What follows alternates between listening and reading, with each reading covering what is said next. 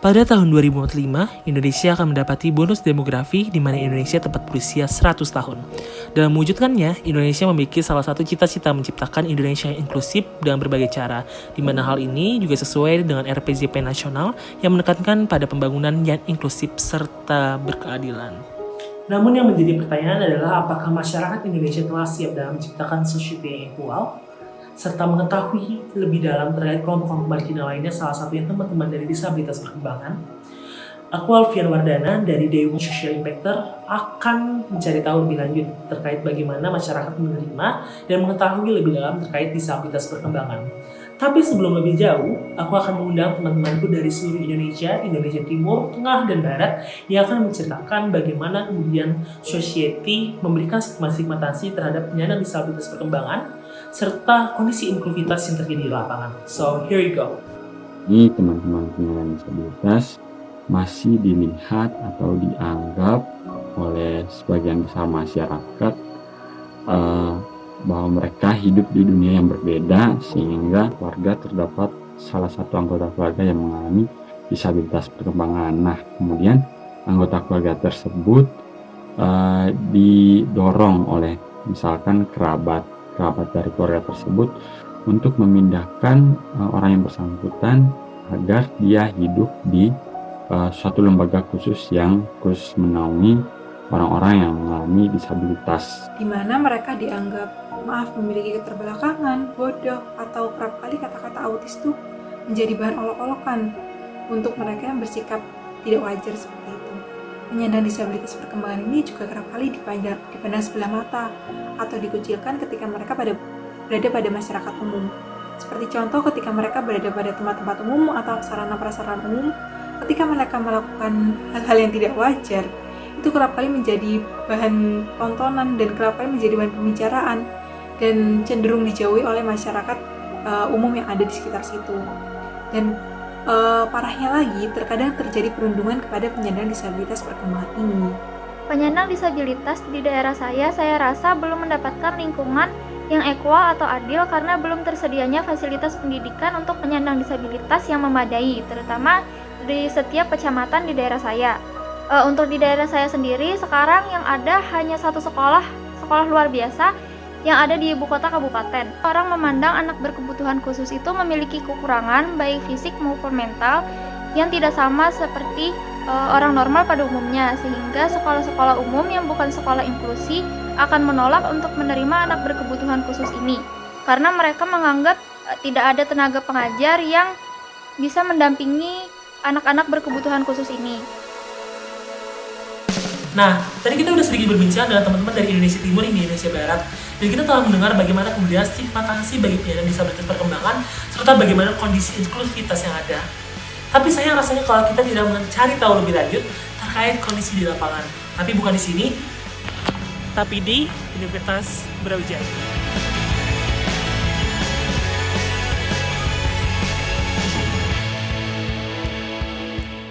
Saya dengan Rani Putra. Sofia Ayu. Saya Rini, saya Niken. Nia. Rani.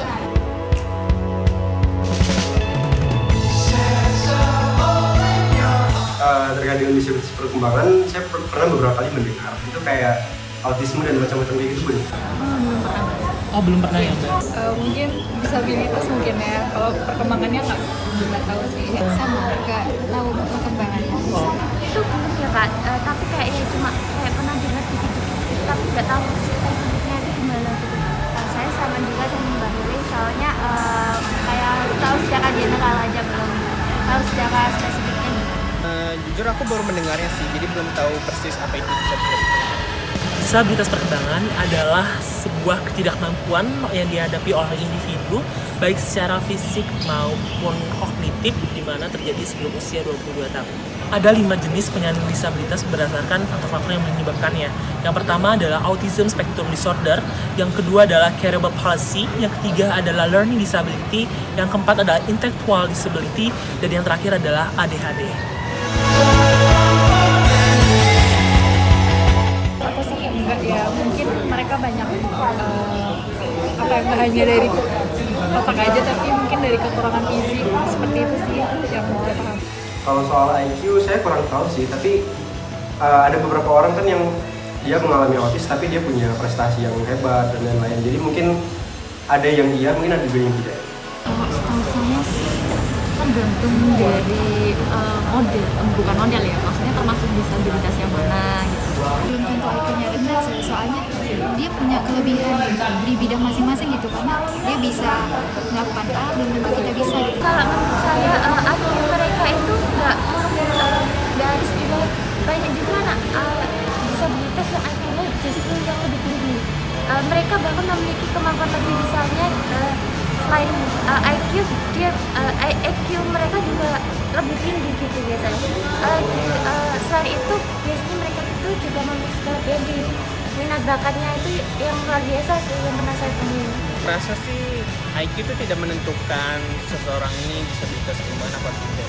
Kalau saya nggak selalu di bawah 70 juga kayaknya, karena setiap anak kan pasti ada kelebihan dan kekurangan juga. Jadi untuk saya nggak itu sih, kayak nggak semua itu di bawah 70. Tahu gak sih teman-teman, kalau misalkan IQ bagi penyandang disabilitas perkembangan itu di bawah 70 dan bahkan ada yang di bawah 20 kalau teman-teman semua. Enggak.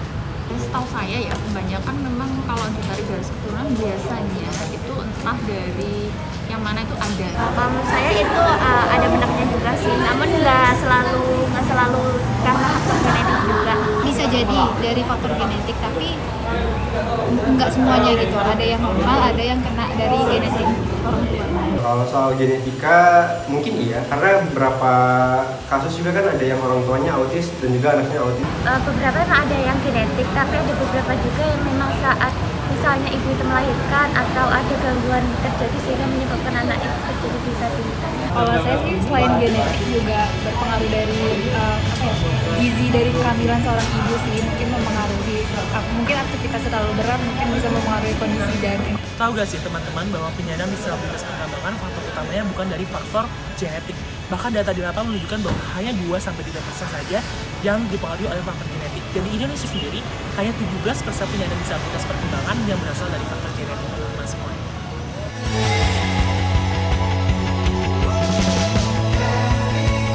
Saya lumayan rentan ya, karena kan dia kan maksudnya ada kayak gangguan gitu, maksudnya nggak seperti manusia biasa gitu, manusia yang normal. Jadi kalau misalkan dia mengalami kayak pelecehan seksual dan lain-lain itu kan otomatis dia nggak bisa memberontak secara kayak manusia normal kayak gitu sih.